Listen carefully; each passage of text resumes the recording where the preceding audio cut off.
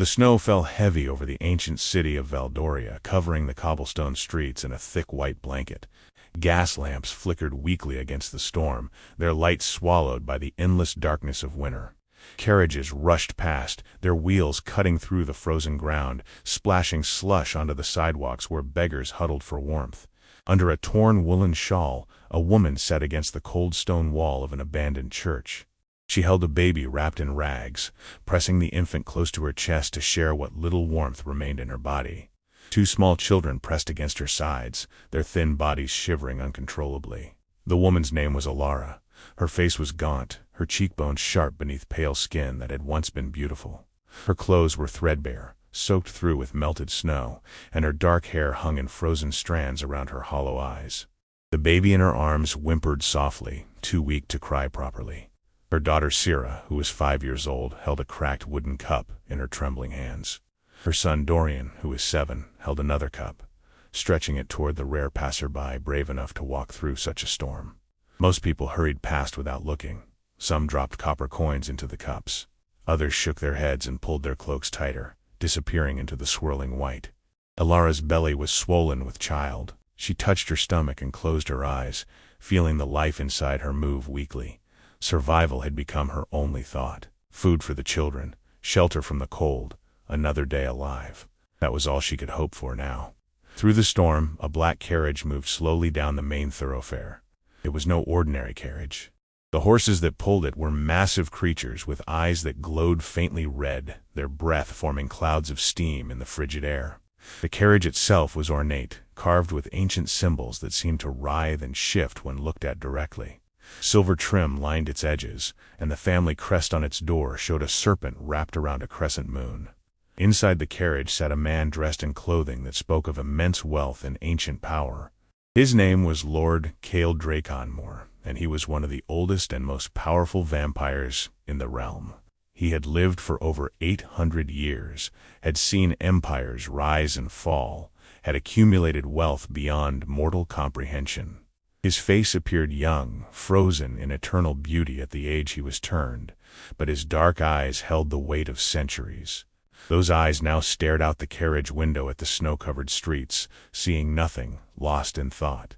His driver, a loyal servant named Theron who had served the Draconmore family for 3 generations, guided the horses carefully through the treacherous conditions. Theron glanced back occasionally, worried about his master's distant mood. Lord Cale had been this way for years now, ever since the lady of the house disappeared, empty, going through the motions of existence without truly living. The carriage slowed as it approached a crossing. Cale continued to stare out the window, his mind wandering through memories he could not escape. Then, his gaze fell upon a figure huddled against the church wall. A woman, children. Something about the way she held herself, even in such desperate circumstances, made him look closer. His ancient heart, which had not beaten in centuries, seemed to stutter in his chest. His hands began to tremble. He leaned closer to the frost-covered window, wiping it clear with his palm. No, it could not be. It was impossible. But even through the snow, even with the dirt and suffering that marked her face, he knew those features. He knew that nose, those lips, the shape of her eyes. He had memorized every detail of that face during the 3 years of their marriage. Had searched for that face across every corner of the realm for the past 3 years. It was Alara, his wife. Cale's mind went blank. The world around him seemed to stop. The falling snow hung suspended in the air. The sounds of the city faded to nothing. All he could see was her, sitting in the snow with children pressed against her, a baby in her arms, her belly swollen with another child. Theron noticed his master's sudden stillness. He turned and asked if everything was all right, but Cale did not hear him. His eyes remained locked on Alara, his wife, the woman he had loved more than his own eternal existence. The woman who vanished from his castle 3 years ago without a word, without a trace, without any explanation.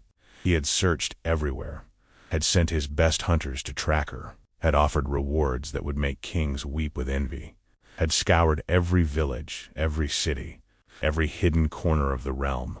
Nothing. She had disappeared like morning mist, leaving him alone with his confusion and his broken heart. And now, here she was, begging in the snow, pregnant, with children he had never seen before. The carriage began to move again as the crossing cleared. Cale suddenly shouted for Theron to stop. His voice, usually controlled and measured, came out as a raw command that made the horses rear back in surprise.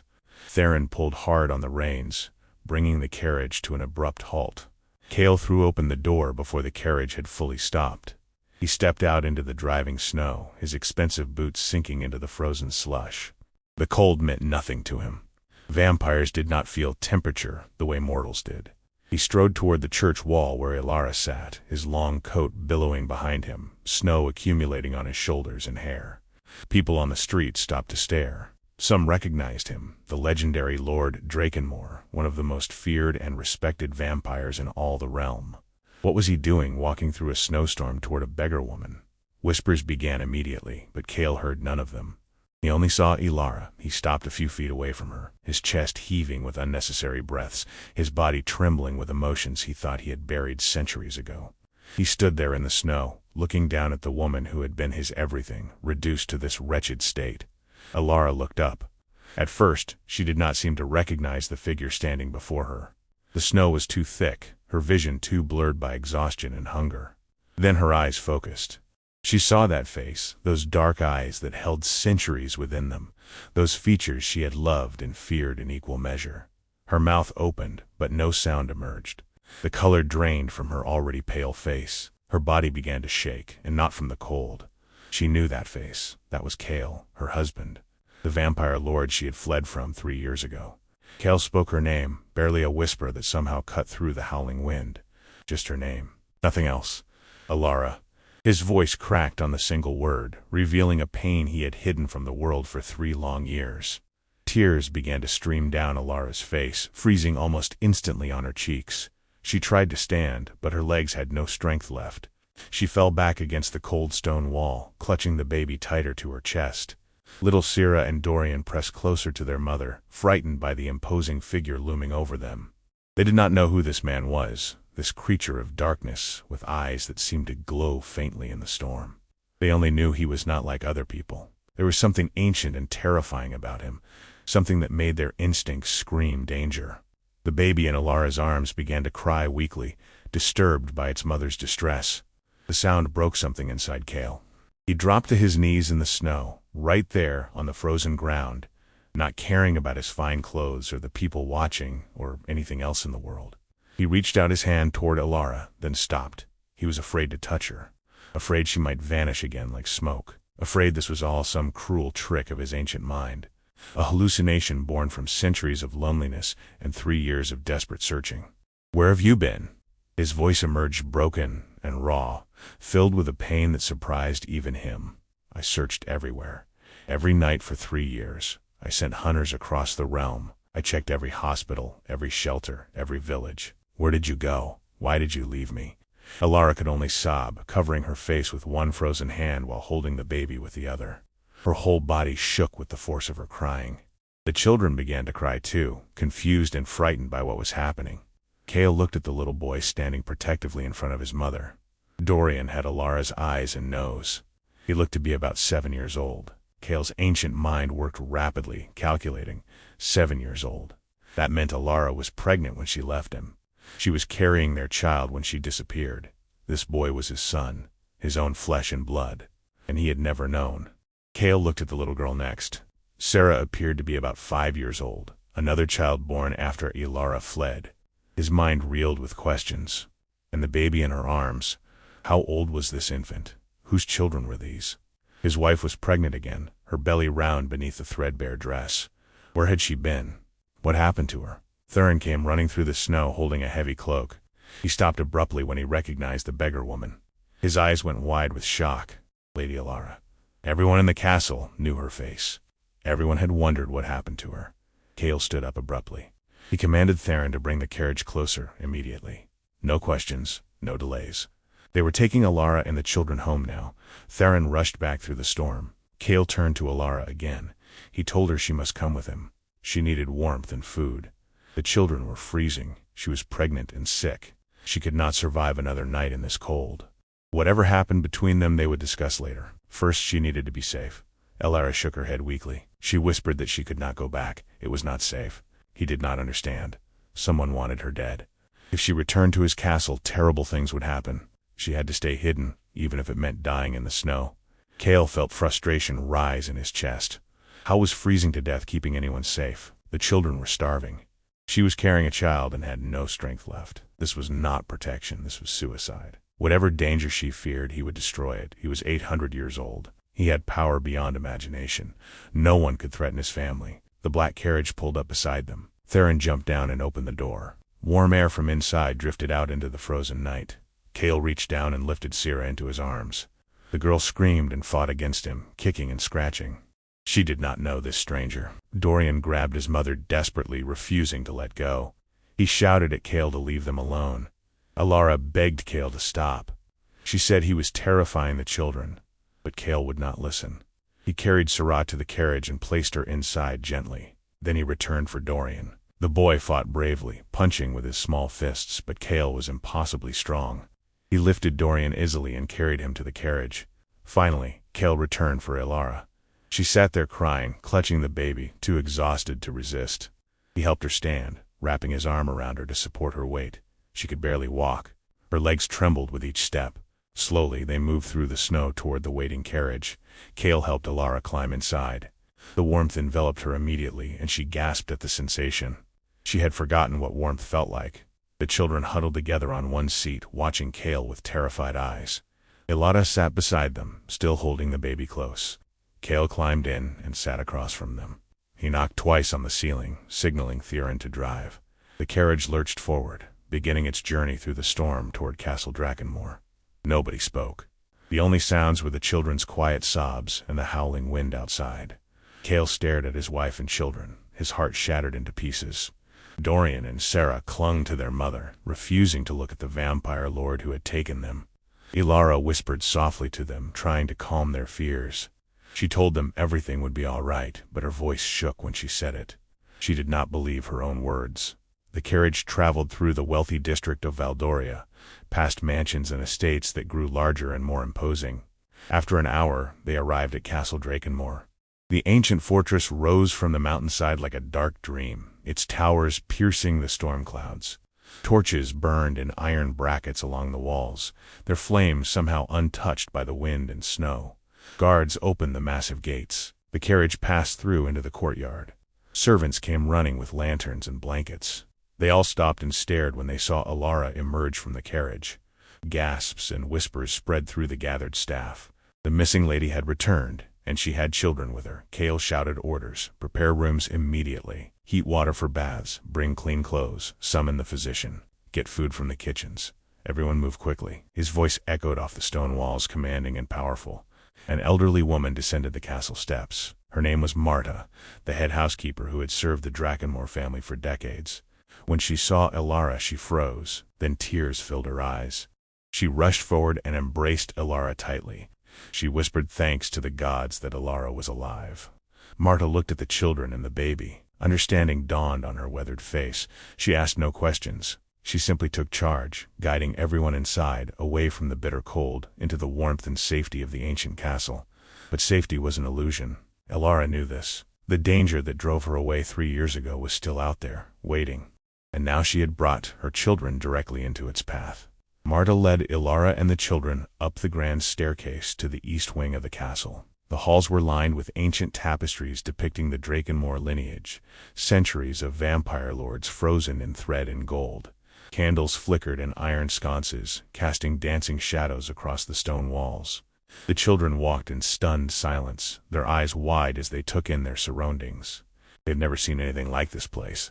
Dorian reached out to touch a velvet curtain, then pulled his hand back as if afraid it might burn him. Sierra pressed against her mother, hiding her face in Elara's tattered dress. Marta opened the door to a large chamber with a fireplace already roaring with flames. A massive bed dominated the room, covered in furs and silk blankets. Servants hurried in carrying buckets of steaming water, filling a copper tub near the fire. Others brought trays of bread, cheese, and warm soup. Elara stood in the doorway, overwhelmed. 3 years ago, this had been her home. She had walked these halls as Lady Drakenmore, dressed in fine gowns attended by servants. Now she could barely recognize herself. She was a skeleton wrapped in frozen rags, holding a starving baby. Marta gently took the baby from Elara's arms. She cooed softly at the infant, checking her tiny fingers and toes. She asked Alara the baby's name. Alara whispered that her name was Ivy. She was only 3 months old. Marta smiled sadly and said it was a beautiful name.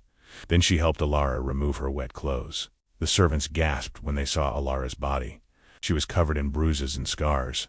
Her ribs showed through her skin. She looked like a corpse that had somehow kept breathing. Marta fought back tears as she helped Alara into the warm bath. The water turned gray immediately, washing away months of dirt and suffering. Alara closed her eyes and let herself sink into the warmth. For a moment she almost felt human again. The children bathed next. Dorian was suspicious at first, watching the servants with distrust, but the warm water felt too good to resist. He let Marta wash his hair, scrubbing away the grime of street life. Sarah splashed in her own small tub, giggling for the first time in months.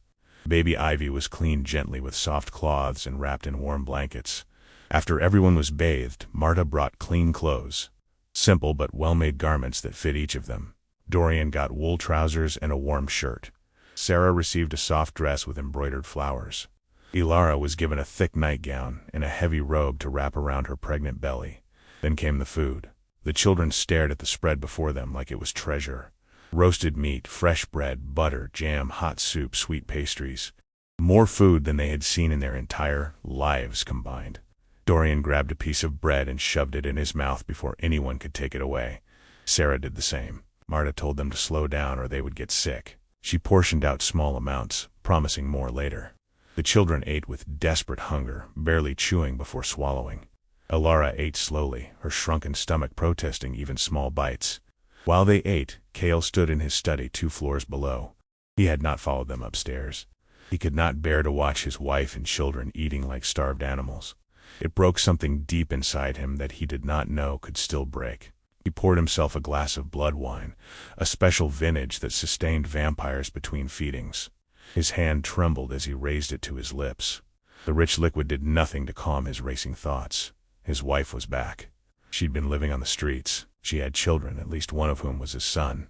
She was pregnant, again, and she had run away because someone threatened her life, someone with access to his castle, someone close to his family. Who would dare threaten the wife of Lord Drakenmore? A knock came at the study door. Cale commanded entry. The door opened to reveal Dr. Vesper, the castle physician. He was an old vampire himself, though much younger than Cale, with silver hair and kind eyes that had seen centuries of suffering. Dr. Vesper bowed and said he had examined Lady Alara as requested. His face was grave. Cale told him to speak plainly. The physician reported that Alara was severely malnourished and dangerously underweight for someone in her condition. The baby she carried might have complications because of her poor health. She had infections from living in filthy conditions and old injuries that never healed properly. She needed medicine, rest, and proper nutrition immediately. Cale nodded slowly, absorbing each terrible detail. Then he asked about the children. Dr. Vesper said they were malnourished too, but resilient. Children often were. They would recover with proper care. Then Dr. Vesper hesitated, said there was something else, something difficult to discuss. Cale told him to continue. The physician explained that based on his examination, the baby Alara currently carried was approximately 6 months along. Cale and Alara had been apart for 3 years. The mathematics were simple and cruel. This baby was not his. Cale felt the words hit him like silver through his heart. He set down his glass before he shattered it. His jaw clenched tight. His eyes flashed with ancient fury. His wife had been with another man, or men. She had conceived children that were not his. She had lived some other life while he searched desperately for her. The betrayal burned like holy water on vampire flesh. Dr. Vesper excused himself quietly, sensing that Lord Cale needed to be alone. The study door closed with a soft click, leaving Cale standing motionless by the window.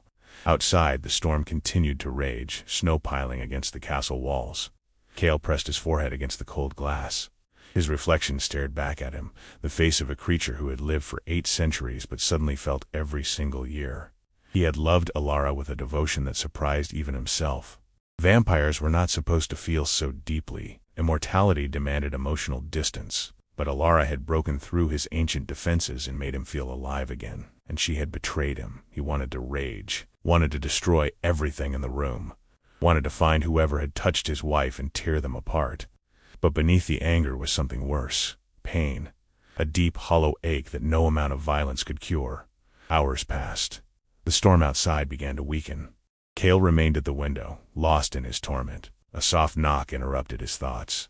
Marta entered and announced that Lady Alara was asking to speak with him. She was awake and wanted to explain everything. Marta added gently that perhaps he should listen before making judgments. There were things he did not understand. Cale almost refused. But curiosity and love proved stronger than pride. He needed answers. He needed to understand how everything had fallen apart. He walked through the castle corridors toward Alara's chamber. Servants pressed against walls as he passed, feeling the dangerous energy radiating from their lord. Even the torches seemed to flicker with fear. Cale entered the room without knocking.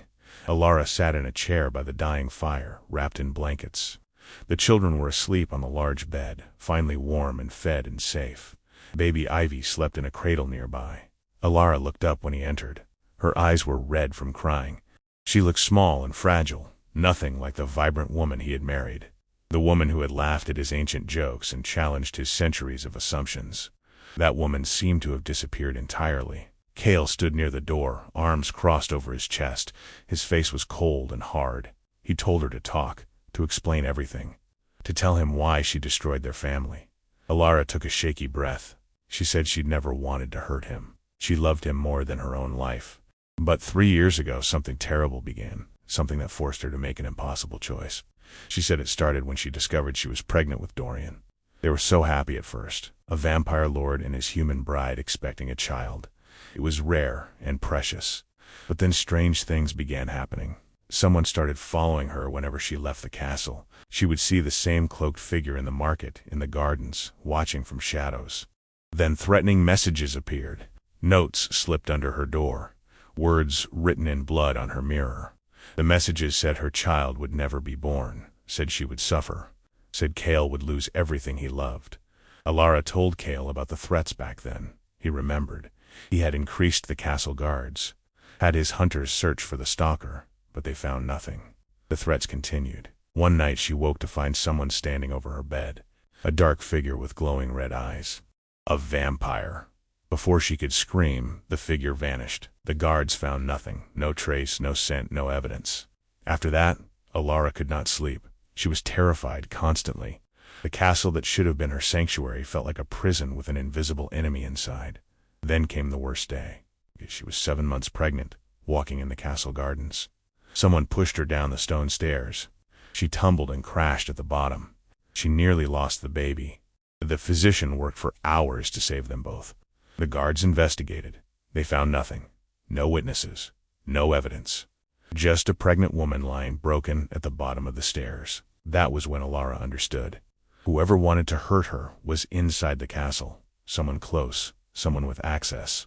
Someone powerful enough to evade all security. And no one was protecting her. Not really. So she made her decision. One night while Cale was away meeting with the Vampire Council, Alara packed a small bag. She took only a little gold, not enough to be noticed immediately. She slipped out through the servant passages and disappeared into the night. She ran as far as she could, changed her appearance, used false names, stayed in human villages where vampires rarely ventured. When her gold ran out, she took work as a seamstress, as a cook, as whatever she could find. Then she gave birth to Dorian alone in a tiny room above a tavern. Life became harder with a baby. She moved constantly, always afraid of being found. Sometimes kind people helped her. Sometimes she slept in barns and abandoned buildings. She did whatever necessary to keep Dorian safe. 2 years later, she met a man named Callan. He was human, a woodcutter who had lost his own family to illness. He was gentle and kind. He offered her shelter and protection. They became companions, then more. That was how Cyril was born. Cale listened with his jaw clenched. The name Callan burned in his mind. Alara continued. She said Callan was good to her, but he had weaknesses. He drank too much. Sometimes he disappeared for weeks. Eventually, he never returned. She never learned what happened to him. She was alone again with 2 children. Life grew desperate. They ended up on the streets of Valdoria, begging to survive. Then 6 months ago, something terrible happened. Something she could barely speak about. Alara's voice broke. Tears streamed down her face. She whispered that men attacked her one night, 3 of them. They hurt her badly. The children saw everything. That was how she became pregnant with the baby she now carried. Cale stood frozen as Alara's words hung in the air. The fire crackled softly, casting flickering shadows across the room. The children slept peacefully on the bed, unaware of the painful confession their mother was making. Ilara wiped her tears with trembling hands. She said she understood. If Cale hated her now, she had been with another man. She had children who were not his. She had kept secrets and run away instead of trusting him. She deserved his anger and rejection, but Cale was not feeling anger anymore. The rage that had burned in his chest earlier was replaced by something else entirely: horror, grief, a profound sadness that reached into the deepest parts of his ancient soul. His wife had suffered unimaginably. While he sat in his castle searching maps and sending hunters to distant lands, she was starving in alleyways. While he slept in silk sheets, she was being attacked by monsters worse than any vampire. While he mourned her absence, she was fighting every day just to keep their son alive. Cale crossed the room slowly. He knelt before Ilara's chair, bringing himself to her eye level. She flinched slightly, expecting harsh words or cold dismissal. Instead, he reached out and took her hands in his. His voice came out rough and broken. He said he was sorry. So deeply sorry. He failed her. He should have protected her better. Should have found whoever was threatening her and destroyed them. Should have kept her safe. Instead, she had to flee into a world that nearly killed her. Ilara stared at him in disbelief. She had expected fury and condemnation. Not this, not tenderness. Cale continued. He said the man, Callan, did not matter. She was alone and frightened and needed help. She did what she had to do to survive. He could not blame her for finding comfort when he was not there to provide it. Sarah was innocent, just a child who needed love and protection like any other, and the baby she carried now. Cale's voice hardened with barely contained rage, but not at Ilara, at the men who hurt her. Said that child was also innocent, created through violence but still a life, still deserving of care. The men who attacked her were the guilty ones. If he ever found them, they would learn what true suffering meant. Ilara broke down completely. Great sobs racked her thin body. She'd carried so much guilt and shame for so long. She expected rejection and hatred. Instead, Cale offered understanding and acceptance. Cale pulled her gently into his arms. She felt fragile, like a bird with broken wings. He held her carefully, afraid she might shatter. She cried against his chest while he stroked her hair, murmuring soft words of comfort. When her tears finally slowed, Cale pulled back to look at her face. He said they needed to focus on what mattered now. Someone inside this castle had tried to kill her 3 years ago. That person might still be here. They needed to find out who it was before the danger returned. Ilara nodded weakly. She said she had suspicions, but no proof. There were only a few people with that kind of access to the castle, that kind of knowledge about her movements, that kind of power to evade detection. Cale asked her to tell him. He would investigate every possibility. Ilara hesitated. These were people Cale trusted completely. Accusing them would cause enormous conflict. But she had to be honest. She named 3 suspects. First was Cale's mother, Lady Vivian Drakenmore. The ancient vampires had ruled the clan for centuries before passing leadership to her son. She never approved of Cale marrying a human. She called Ilara weak and temporary. She said human brides were suitable for amusement, but not for producing heirs. When Ilara became pregnant, Lady Vivian's coldness turned to something darker. She made veiled comments about how the pregnancy would likely fail, how human bodies were too fragile for vampire offspring. Second was Cale's closest advisor, Lord Marcus. He had been Cale's friend for 300 years. They built alliances together, fought wars together, expanded the Drakenmore territory together, but Marcus always prioritized power and politics. When Cale married Ilara, Marcus warned it was a mistake, a distraction. When Ilara became pregnant, Marcus argued that a half-human heir would be seen as weakness by rival clans. He urged Cale to reconsider the marriage. Third was Seraphine, a vampire noble who served as the castle's social coordinator. Beautiful and ambitious, Seraphine had pursued Cale for decades before his marriage. She made no secret of her desire to become Lady Drakenmore. When Cale chose Ilara instead, Seraphine pretended to accept it gracefully. But Ilara often caught Seraphine watching her with undisguised hatred. Seraphine would arrange events when Ilara was feeling ill, would schedule meetings that kept Cale away from his wife. Small cruelties that seemed accidental but formed a pattern. Cale listened to each name with growing dread. His mother, his oldest friend, a noble of his own court. Could any of them really have tried to murder his wife and unborn child? It seemed impossible, but Ilara was right. They were the only ones with means and opportunity. The only ones who could move through the castle undetected. The only ones who knew Alara's schedule intimately. Cale made a decision. He would investigate all three, secretly. He had resources and methods that even other vampires did not suspect. He would uncover the truth, and whoever was responsible would face justice. But for now, Alara needed rest. The children needed stability. The investigation would begin tomorrow. Cale helped Alara to the bed where the children slept. He tucked blankets around her carefully. She looked up at him with exhausted eyes and whispered her thanks. Not just for tonight, for everything. For not casting her out. For accepting children that were not his. For still caring despite everything. Cale bent and pressed a gentle kiss to her forehead. He said she was still his wife, still his responsibility, still his to protect. He had failed once, he would not fail again. The next few weeks brought slow changes to Castle Drakenmore. The children began to adjust to their strange new home. Dorian explored the castle with growing curiosity, asking questions about everything he saw. He was particularly fascinated by the library, spending hours looking at books he could not yet read. Marta arranged for a tutor to begin teaching him. Sarah remained shy and cautious. She stayed close to her mother constantly, holding Alara's hand whenever they walked through the corridors. But gradually she started to relax. She discovered the castle gardens, now covered in snow, and would press her face against the windows watching birds search for food. Marta gave her paper and charcoal, and Sarah began drawing pictures of everything she saw. Baby Ivy thrived with proper care. She gained weight quickly, her cheeks filling out, her cries growing stronger. Marta doted on her constantly, singing old lullabies and rocking her by the fire. The elderly housekeeper had never had children of her own. Caring for these little ones brought her unexpected joy. Alara's health improved slowly. Dr.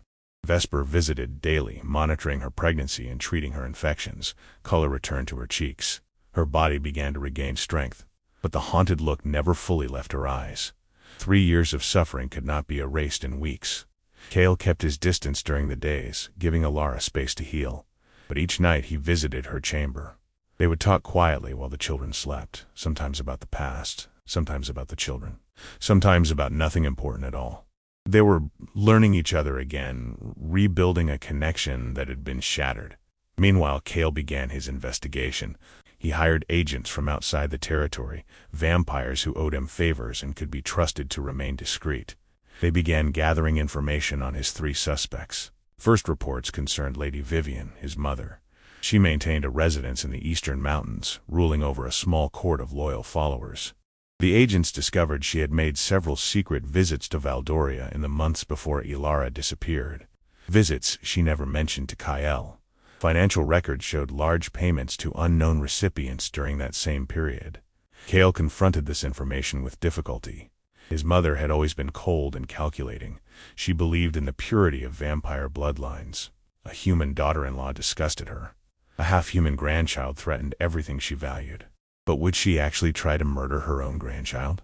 The thought seemed monstrous even for her.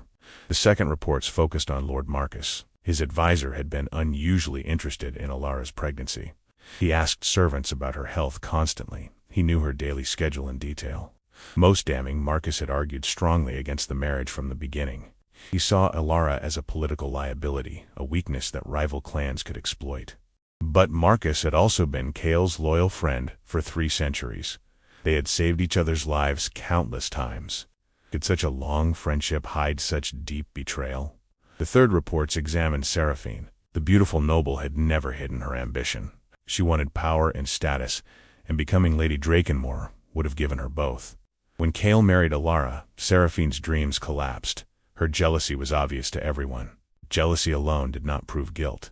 Then the agents found something interesting. Seraphine had a brother, a lesser vampire named Victor, who worked as a hired assassin. Victor specialized in making deaths look like accidents. Falls downstairs, carriage mishaps, sudden illnesses. He was expensive, but effective. And 3 years ago, Victor had visited Castle Drakenmore secretly. The servants remembered because he caused trouble with one of the maids. Cale studied this information carefully. Seraphine had motive and opportunity. Her brother had the skills to carry out the attacks. It was circumstantial but compelling. Still, Cale needed proof. He needed a confession. He decided to set a trap. Cale announced to his court that Lady Alara had returned. The news spread quickly through vampire society. Some expressed joy at her survival. Others whispered scandalous speculation about where she had been and why she returned pregnant. Cale ignored the gossip. He then announced a celebration. A grand ball to welcome Lady Alara home. All nobles of the realm were invited, including Lady Vivian, including Lord Marcus, including Seraphine. Cale watched carefully as each received their invitation. His mother responded with cold formality, saying she would attend out of family duty. Marcus expressed concern about security, asking whether the castle was truly safe for such an event. Seraphine accepted eagerly, her message dripping with false sweetness and congratulations. The night of the ball arrived. Castle Drakenmore blazed with candlelight. Musicians played in the great hall. Servants carried trays of blood, wine, and delicacies. Vampire nobles arrived in their finest clothes, jewels glittering, fangs polished. Alara appeared at the top of the grand staircase, and the room fell silent. She wore a deep blue gown that Marta had altered to accommodate her pregnant belly. Her dark hair was arranged elegantly, and sapphires sparkled at her throat. She looked beautiful and fragile and brave. Cale met her at the bottom of the stairs. He took her hand formally and led her to the center of the room. The crowd parted before them. Whispers followed their every step. Across the hall, 3 figures watched with very different expressions. Lady Vivian's face showed aristocratic disdain. Lord Marcus appeared thoughtful and calculating. Seraphine smiled brightly, but her eyes burned with something dark. The trap was set. Now Cale had to wait. The ball continued late into the night. Nobles danced and gossiped, while servants kept glasses filled with blood wine. Cale stayed close to Alara, guiding her through conversations with curious guests. She handled their veiled questions gracefully, revealing nothing about her years away. Lady Vivian approached them near midnight. She was ancient and beautiful in the terrible way of very old vampires. Her silver hair was piled high, and rubies dripped from her ears and throat.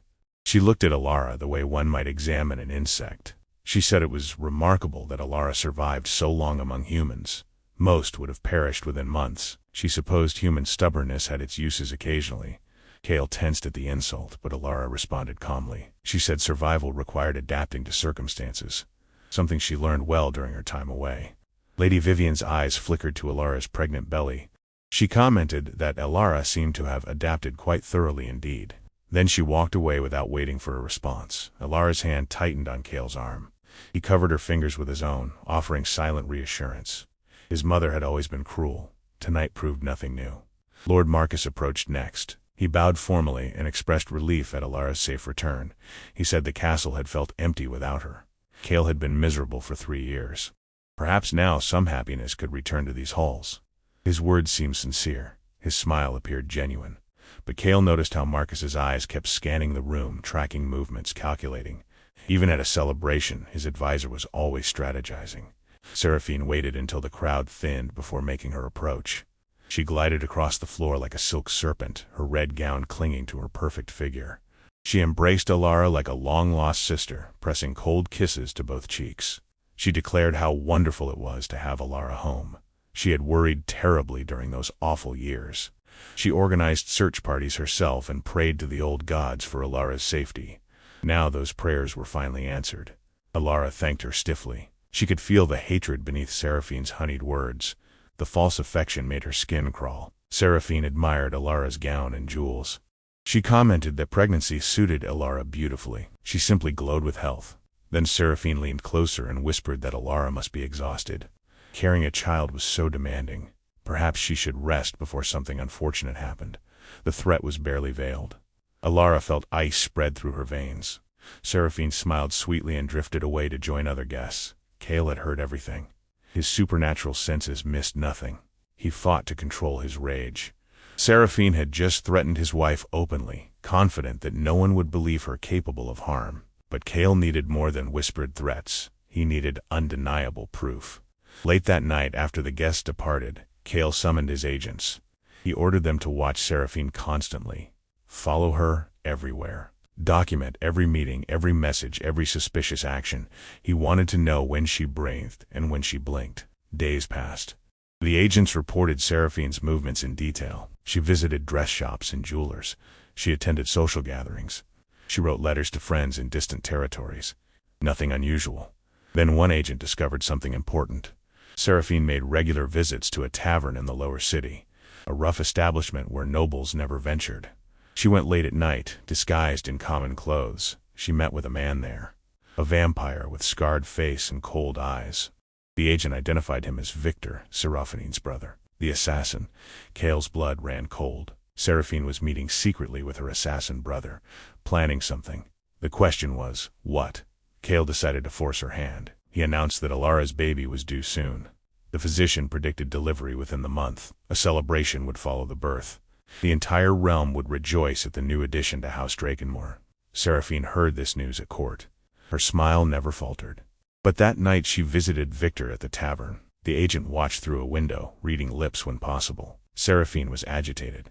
She told Victor they had to act soon. Once the baby was born, their opportunity would pass. Alara would be surrounded by nursemaids and guards. Killing her would become impossible. They needed to strike before the birth, make it look like complications, a tragic accident that no one could prevent. Victor nodded and asked about payment. Seraphine promised him gold and territory, enough to establish his own court somewhere far away. All he had to do was finish what he started 3 years ago. The agent reported everything to Cale. Finally, he had proof.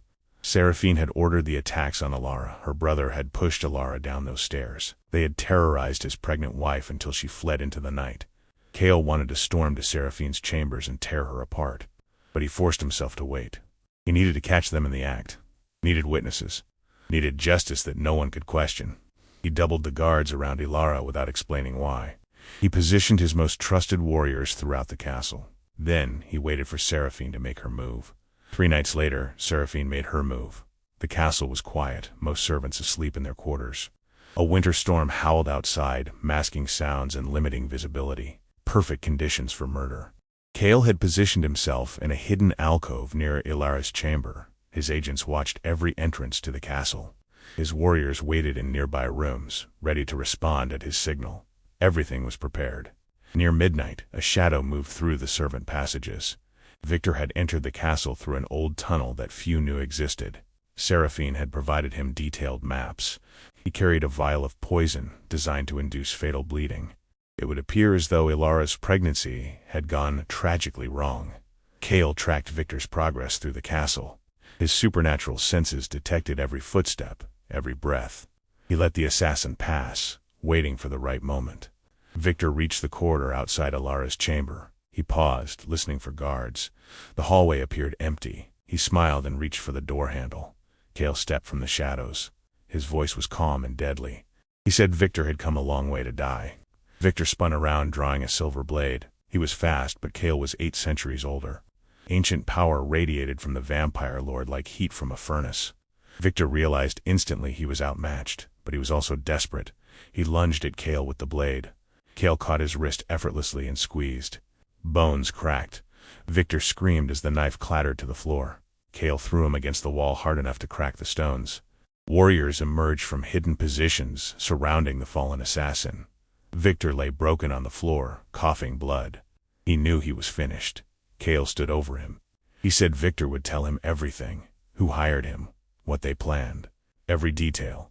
If Victor cooperated, his death would be quick. If not, Cale would make it last for years. Victor laughed bitterly. He said Cale already knew who hired him. His dear sister Seraphine. She had wanted Alara dead for years. She believed that with Alara gone, Cale would eventually turn to her, love her, make her Lady Drakenmore. Cale asked about the attacks 3 years ago. The stalking, the threats, the fall down the stairs. Victor confirmed everything. Seraphine paid him handsomely. He followed Alara for months, sent the threatening messages, broke into the bedroom to frighten her. Finally pushed her down the stairs when other methods failed. But Alara survived. She ran away. Seraphine was furious. She made Victor search for Alara, but the woman had vanished completely. They assumed she died somewhere in the human lands. Then Alara returned. Seraphine panicked. If Alara told Cale what happened, everything would be exposed. So they planned to kill her quickly before she could reveal the truth. Cale had heard enough. He signaled his warriors. They dragged Victor away to the dungeons where he would await execution. Now, for Seraphine. Cale walked through the castle toward Seraphine's chambers. His footsteps echoed like thunder. Servants pressed against walls as he passed, feeling his terrible rage. The torches flickered and dimmed as ancient power filled the corridors. He did not knock. He simply opened her door and entered. Seraphine sat at her vanity, brushing her long dark hair. She saw Cale's reflection in the mirror and froze. His expression told her everything. He knew. She stood slowly, turning to face him. Her beautiful face twisted with fear and defiance. She asked what he wanted at this hour. Cale spoke quietly. He said Victor was in the dungeons. He confessed everything. The years of terror. The attempts on Alara's life. All of it ordered by Seraphine. Seraphine's composure cracked. She backed away from him, bumping against the vanity. Perfume bottles crashed to the floor. She stammered that Victor was lying. He would say anything under torture. She was innocent. Cale advanced slowly. He said his agents had watched her meeting with Victor at the tavern. They heard her planning Alara's murder. Heard her promise gold for finishing what Victor started 3 years ago. Seraphine realized there was no escape. Her fear transformed into rage. She screamed that Alara had stolen everything from her. Seraphine had loved Cale for 200 years. She waited patiently for him to notice her. Then he married a human, a worthless mortal who would age and die within decades. She demanded to know what Alara had that she lacked. Beauty, power, bloodline. Seraphine had everything, but Cale chose a fragile human over her.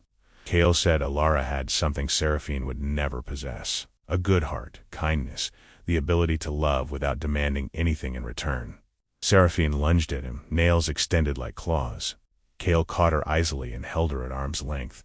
She thrashed and screamed curses. She swore to destroy him and everyone he loved. Guards entered and restrained her. Cale pronounced sentence immediately. For attempted murder of Lady Drakenmore and conspiracy against House Drakenmore, Seraphine would face eternal imprisonment. She would be sealed in a stone tomb beneath the castle, conscious but unable to move, for the rest of her immortal existence. Seraphine screamed as they dragged her away. Her shrieks echoed through the castle until finally fading into silence. The castle grew quiet after Seraphine's imprisonment. Word spread quickly through vampire society. The beautiful noble who tried to murder Lady Drakenmore now rested in eternal darkness beneath the fortress. Her screams could sometimes be heard faintly through the stone floors, a warning to anyone who might threaten House Drakenmore. Victor faced execution at dawn. Cale offered him no mercy. The assassin who terrorized his pregnant wife and nearly killed his unborn son deserved none. Victor met his end silently, accepting the consequences of his choices. With the immediate danger eliminated, Cale turned to the remaining suspects. His mother, Lady Vivian, had made suspicious payments and secret visits. Lord Marcus had shown unusual interest in Alara's pregnancy. Were they involved with Seraphine's plot? The investigation revealed complicated truths. Lady Vivian's payments went to informants who tracked Alara's movements, but only to gather information. She wanted to know if her grandchild survived, though she would never admit caring. Her secret visits to Valdoria involved meeting with ancient vampires who opposed Cale's marriage. She had complained bitterly about his human bride, but she had not participated in murder plots. Cale confronted his mother in her mountain residence. Lady Vivian received him coldly, as always. She admitted disapproving of Alara. She considered the marriage a mistake that weakened their bloodline, but she never wished death upon her grandchild. Vampire children were precious, regardless of their mother's origins. Cale studied her ancient face. She was cruel and proud and difficult, but she spoke truth. Lady Vivian valued family above everything, even if she expressed it terribly. He left without reconciliation, but with understanding. His mother would never embrace Alara warmly, but she would not harm her either. Lord Marcus proved more troubling. The investigation revealed he had secretly communicated with rival clans during Alara's pregnancy. He shared information about the child's expected birth. He discussed how a half-human heir might be challenged politically. Cale summoned Marcus to his study. The old friends faced each other across the massive desk. 3 centuries of alliance hung between them. Marcus did not deny the communications. He said he was protecting Cale's interests. Other clans viewed the human marriage as weakness. They were considering challenges to Drakenmore authority. Marcus was gathering intelligence, preparing defenses, ensuring the territory remained secure. Cale asked why Marcus kept this secret. Marcus replied that Cale was blinded by love. He would not hear criticism of Alara or the marriage. Someone had to think strategically when Cale could not. It was betrayal of a different kind, not murderous like Seraphine's, but still a violation of trust. Marcus had worked behind Cale's back, treating him like a foolish child rather than an ally. Cale dismissed Marcus from his position as advisor. 300 years of friendship ended that night. Marcus accepted the judgment silently and departed the castle before dawn. With threats removed and traitors exposed, the household finally found peace. Alara's pregnancy progressed normally. Dr. Vesper visited weekly, reporting healthy development. The baby would arrive soon. The children flourished in their new environment. Dorian excelled at his studies, devouring books about history and strategy. His tutor declared him remarkably intelligent. Cale began spending evenings with the boy, teaching him chess and discussing the responsibilities of leadership. Dorian absorbed everything eagerly. Sarah slowly emerged from her shell. She started speaking more, laughing more, trusting more. She developed a passion for drawing, filling pages with images of the castle, the gardens, her family. One day, she shyly presented Cale with a portrait she had made. It showed him holding baby Ivy, smiling down at the infant. Cale treasured that, drawing more than any masterpiece in his collection. Baby Ivy grew strong and healthy. She took her first steps in the great hall, wobbling between Marta and Alara while everyone cheered. She spoke her first words, calling Marta Mama by accident, which made everyone laugh and the old housekeeper cry happy tears. Cale and Alara rebuilt their marriage slowly. They talked for hours each night, sharing thoughts and fears and hopes. Physical intimacy returned gradually, tentatively at first, then with growing passion. The love that had been damaged was healing, becoming something stronger than before. One night, Alara asked Cale if he truly accepted the children who were not his blood. Sarai was another man's daughter. The baby she carried was conceived through violence. Could he love them as his own? Cale took her hands gently. He said family was not about blood, it was about choice. He chose Sarah as his daughter. He chose the coming baby as his child. They would carry his name and his protection forever. Alara wept with relief and gratitude. She had feared this question for months. His answer freed her from that burden. 2 weeks later, Alara went into labor. The labor began at midnight during a fierce snowstorm. Alara woke with sharp pains that made her cry out. Marta heard and came running immediately. She took one look at Alara and sent servants scrambling for Dr. Vesper and hot water. Cale arrived moments later, still dressed from working in his study. He found Alara gripping the bedsheets, her face twisted with pain. Fear filled her eyes. This baby carried so much trauma with its existence. She did not know how she would feel when it finally arrived. Cale took her hand without hesitation. He told her he would stay with her through everything. She was not alone anymore. Whatever happened, they would face it together. Dr. Vesper arrived and examined Alara quickly. He announced the baby was coming fast. There was no time to move her anywhere. They would deliver right here in the chamber. The children were taken to another room with Marta's assistant. Dorian protested, wanting to stay and protect his mother. But Marta gently explained that this was women's work. He could see his mother and new siblings soon. Hours passed in pain and struggle. Alara screamed and pushed while Dr. Vesper guided the delivery. Cale held her hand through every contraction. She squeezed so hard his ancient bones creaked, but he never pulled away. Finally, as dawn approached, the baby emerged. A boy, small but strong, crying loudly. Dr. Vesper cut the cord and cleaned the infant quickly. He wrapped the baby in soft blankets and placed him in Alara's arms. Alara looked down at the tiny face. This child was created from the worst moment of her life. Every movement during pregnancy reminded her of that terrible night. She had feared she would see only darkness when she looked at him. Instead she saw innocence. A perfect little being who knew nothing of violence or cruelty. He had her nose and her chin. He was part of her, regardless of how he came to exist. And he needed her love desperately. Tears streamed down her face. But they were not tears of sorrow. Something broke open inside her, releasing all the fear and shame she had carried. This was her son, her child, and she loved him completely. Cale watched the transformation in Alara's eyes. He saw fear become love, saw pain become acceptance. It was the most beautiful thing he had witnessed in 8 centuries. Alara looked up at him. She asked if he wanted to hold his son. Cale hesitated only a moment. Then he reached out and took the baby carefully. The infant was impossibly small in his ancient hands. He looked down at the tiny face, the perfect fingers, the soft wisps of dark hair. This child shared none of his blood, was created through violence against his wife. Every logical argument said he should reject this baby. But logic meant nothing in this moment. Cale felt only love. Fierce, protective, absolute love. This boy would be his son, would carry his name, would be raised with every advantage and protection he could provide. He whispered to the baby that he was safe now, that his father would let nothing harm him, that he was wanted and loved and cherished. Ilara cried harder hearing those words. The last chains of her guilt fell away. Her husband truly accepted this child. Their family was complete. They named the boy Alaric, meaning noble ruler. Despite his origins, he would be raised as a prince of House Drakenmore. No one outside the family would ever know the truth of his conception. He would simply be Chaol and Ilara's youngest son.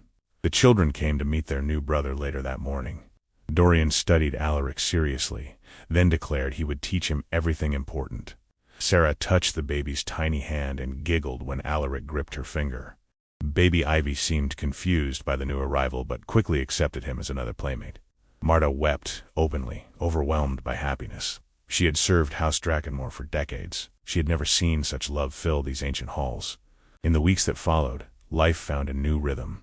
Ilara recovered quickly with proper care. Alaric grew stronger each day. The family settled into comfortable routines filled with small joys and simple pleasures. Chaol reduced his political obligations to spend more time at home. He read stories to the children at bedtime. He walked with Ilara through the snow-covered gardens. He held Alaric during long nights when the baby could not sleep. One evening, as winter slowly released its grip, Chaol asked Ilara to renew their marriage vows. He wanted to begin fresh, leaving behind all the pain and separation. He wanted to commit to her again, not from obligation, but from choice. Ilara said yes without hesitation. They held a small ceremony in the castle chapel. Only family and trusted servants attended. Marta decorated the space with early spring flowers. The children wore their finest clothes. Even baby Alaric was dressed in white silk. Chaol and Ilara faced each other before the ancient altar. They spoke vows they had written themselves, promises to trust completely, to communicate openly, to face all challenges together, to choose each other every single day. When they kissed to seal their promises, the children cheered and clapped. Years passed. The children grew into remarkable individuals. Dorian inherited his father's intelligence and his mother's compassion, becoming a respected leader. Sarah's artwork gained fame across the realm, her paintings capturing both darkness and light. Ivy became a healer, using ancient vampire medicine to help humans and immortals alike. Alaric studied law and justice, dedicating himself to protecting the vulnerable. All four children knew their full histories. Chaol and Ilara hid nothing as they grew older. They taught that family was defined by love, not blood, that broken things could be mended, that forgiveness was possible even after terrible wrongs. Chaol and Ilara remained together through centuries. Their love deepened with each passing year, tested by challenges but never broken. They ruled House Drakenmore with wisdom and compassion, transforming it from a place of cold power into a home filled with warmth. When visitors asked Chaol about his unusual family, about human children and adopted heirs and all the complications, he simply smiled. He said finding Ilara begging in the snow was the greatest gift of his long existence. It broke him completely, shattered everything he thought he understood about love and family. But from those broken pieces, something beautiful emerged, something stronger than ancient power or immortal strength. A family bound not by blood, but by choice, by forgiveness, by love that survived the darkest circumstances. And that made all the difference.